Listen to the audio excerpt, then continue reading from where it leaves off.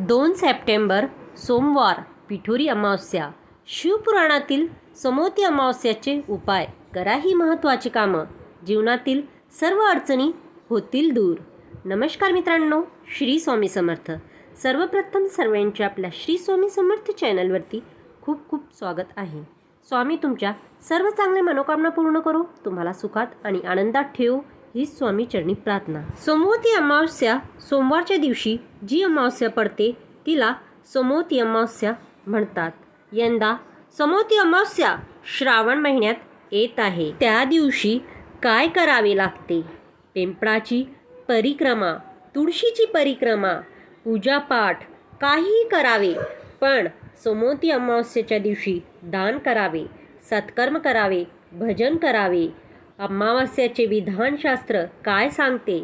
शनी अमावस्येच्या पेक्षाही सोमवती अमावस्या मोठी मानली जाते.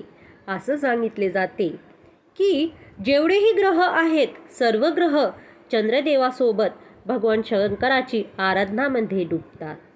तर त्या दिवशी केलेले दान, पुण्य, सत्कर्म ते आपल्या पितरांच्या 3 गतियात आहे: पितर, आहूत, वासुक. जे गर्भामध्ये जातात ते आहूत आहेत. जे कुमारी अवस्थामध्ये जातात, ज्यांचे लग्न झालेले नाही ते आहूत पितर. अधोगतीमध्ये अचानक खूप काही इच्छा होती, खूप काही करणार होते आणि अचानक गेले तर ते पितर मध्ये आहेत. वासुक जे ॲक्सिडेंट, आत्महत्या हे वासुक. शास्त्र सांगते सोमवती अमावस्येच्या दिवशी तीनही आहूत पितर वासुक जिथे घरातील स्त्रिया पिंपळाची परिक्रमा करतात किंवा तुळशीची परिक्रमा करतात किंवा पूजा करतात, दान करतात, सोमवती अमावस्येच्या दिवशी या तीनही त्याचे भाग प्राप्त होतात आणि तीनही तरुण जातात. मग त्यांना पिंडाची जरूरत पडत नाही. दुसरं, सोमवती अमावस्याचे फळ हे आहेत की ज्या मुलामुलींचे विवाह होत नाही आहेत, ज्या पती पत्नीमध्ये भांडणं होत असेल, कोर्टापर्यंत भांडणं गेले असेल, ज्या घरात शांती नसेल, आपसात कलेश चालू असेल, तणाव खूप वाढलेला असेल आणि संबंध तुटणार आहेत, तर सोमवती अमावस्येच्या दिवशी पिंपळाच्या वृक्षाखाली जाऊन त्या पिंपळाचे पूजन करून कुंकू चंदन समर्पित करून कच्च्या सुतानी 7 परिक्रमा करावेत. पिंपळाची पूजा करावी, जल अर्चना करावी. तिसरा, सोमवती अमावस्येच्या दिवशी एक कलश जलामध्ये पिवळे चंदन टाकावे, थोडेसे काळे मिरे वाटून टाकावेत आणि त्यामध्ये 7 बेलपत्र टाकावेत आणि 7 वृक्षाचे पानं, कोणतेही वृक्ष आपल्या इथे असेल त्या 7 वृक्षाचे पानं त्या कलशात टाकावेत.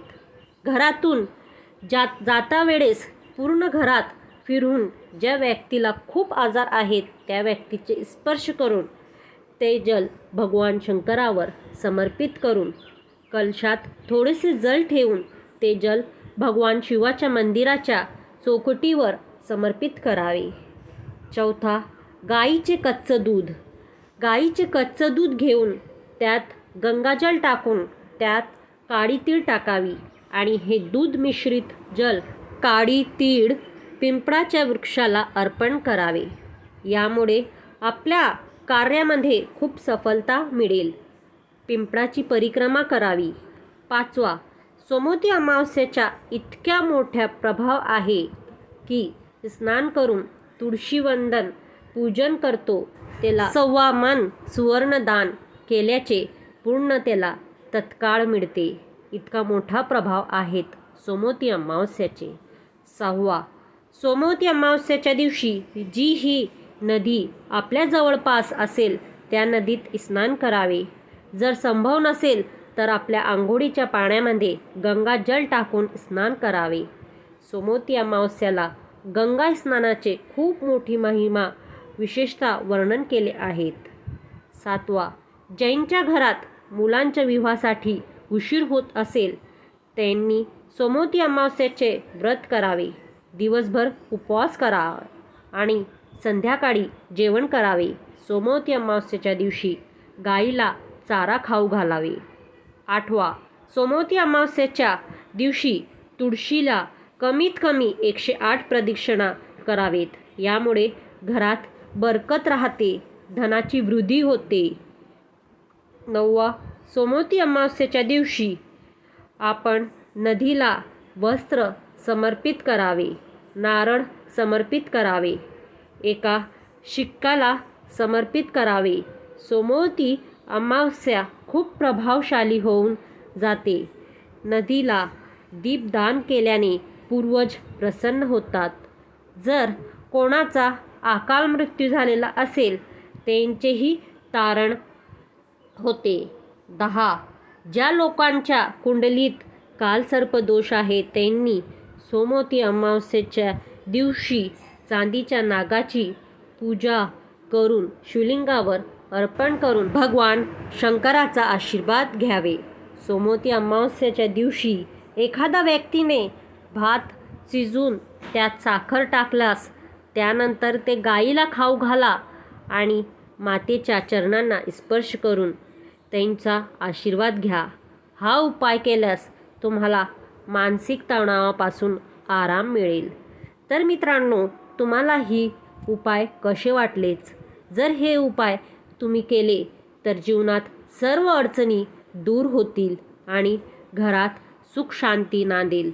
तर मित्रांनो, ही माहिती आवडली असेल तर व्हिडिओला एक लाईक नक्की करा आणि तुमच्या मित्रपरिवारांमध्ये शेअर करा.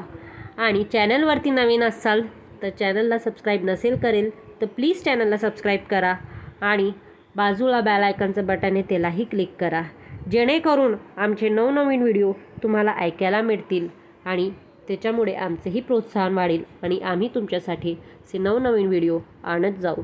तर मित्रांनो, व्हिडिओ शेवटपर्यंत ऐकल्याबद्दल खूप खूप धन्यवाद. श्री स्वामी समर्थ. जय जय स्वामी समर्थ. हर हर महादेव. ओम नमः शिवाय. ओम नमः शिवाय.